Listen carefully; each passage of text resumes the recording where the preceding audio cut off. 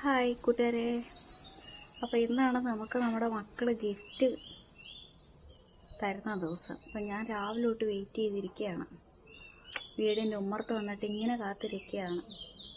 ഇപ്പോൾ വരും എന്തായിരിക്കും സംഭവം ഇങ്ങനെ വിചാരിച്ചിട്ടേ രാവിലെ തൊട്ട് ഞാൻ വഴിയിലോട്ട് നോക്കിയിരുന്നിട്ട് കണ്ട ഗേറ്റാണ് അമ്പഴത്തിൻ്റെ തൈ വിളിച്ച് വരുന്നത് കൊണ്ടാട്ടോ ഗേറ്റ് കാണാത്തത്.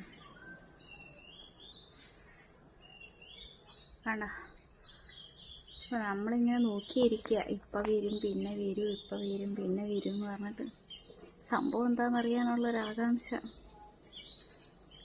ഇന്ന് രാവിലെ തൊട്ട് മക്കളുമാർ രണ്ടുപേരും ഭയങ്കര ത്രില്ലിങ്ങിലാണ്.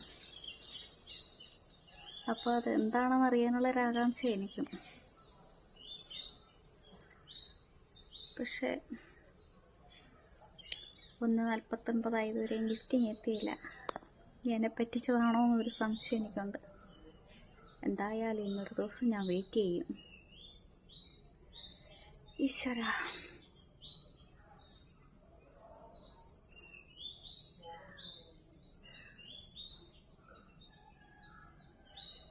എന്തായിരിക്കും സംഭവം എന്നറിയാനുള്ളൊരു നോക്കാം.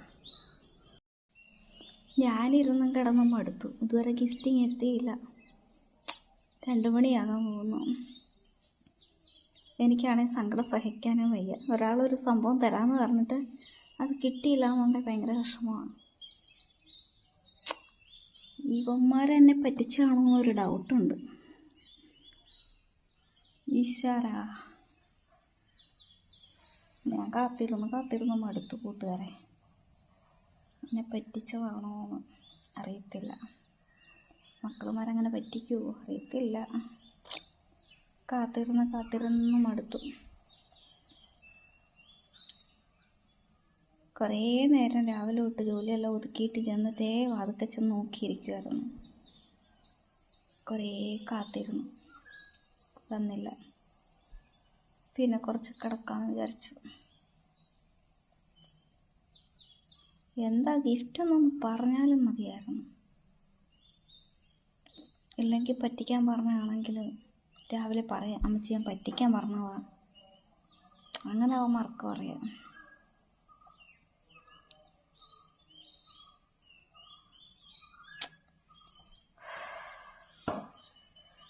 ഇതാ പറഞ്ഞ, ആരിൽ നിന്നും ഒന്നും പ്രതീക്ഷിക്കരുത്. അതിൻ്റെ സ്വന്തത്തിൽ നിന്നായാലും ബന്ധത്തിൽ നിന്നായാലും കൂട്ടുകാരിൽ നിന്നായാലും ആരിൽ നിന്നും ഒന്നും പ്രതീക്ഷിക്കാതെ വേണം നമ്മൾ ജീവിക്കേണ്ടത്. ഞാൻ പഠിച്ചു. അല്ലെങ്കിൽ രാവിലെ വരേണ്ടതല്ലേ? ഉച്ചയ്ക്ക് മുമ്പ് എന്തൊരു ഗിഫ്റ്റ് ആയാലും ഉച്ചയ്ക്ക് മുമ്പ് വരത്തില്ലേ നമുക്ക്? ഇതിപ്പം ഉച്ച കഴിഞ്ഞു.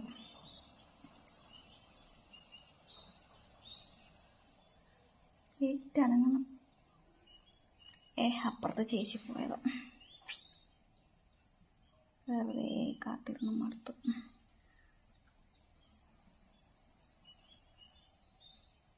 കുറച്ചുകൂടെ വെയിറ്റ് ചെയ്യാം. തരാമെന്ന് പറഞ്ഞ ഗിഫ്റ്റ് ഇതുവരെ കൈകളിൽ എത്തിയിട്ടില്ല സുഹൃത്തുക്കളെ. ഞാൻ കാത്തിരുന്ന് മടുത്തു.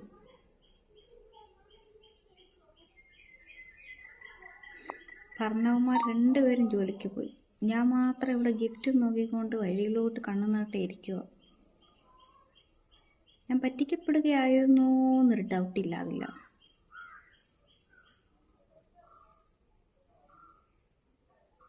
വയ്യുമ്പോഴത്തേക്ക് ചിലപ്പോൾ വരുമായിരിക്കുമല്ലോ. അതെന്താണെന്ന് അറിഞ്ഞാൽ മതിയായിരുന്നു. ഇന്ന് രാവിലെ എഴുന്നേറ്റ് ജോലിയെല്ലാം ഒതുക്കിയിട്ട് രാവിലെ തൊട്ട് കുത്തിയിരിക്കുക. വഴിയിലോട്ട് കണ്ണു നട്ട്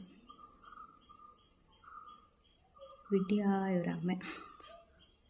പറയാതിരിക്കാൻ പറ്റത്തില്ല കേട്ടോ. ഇത്രയും സമയം ഇപ്പം എൻ്റെ പ്രതീക്ഷകളെല്ലാം അസ്തമിച്ചു.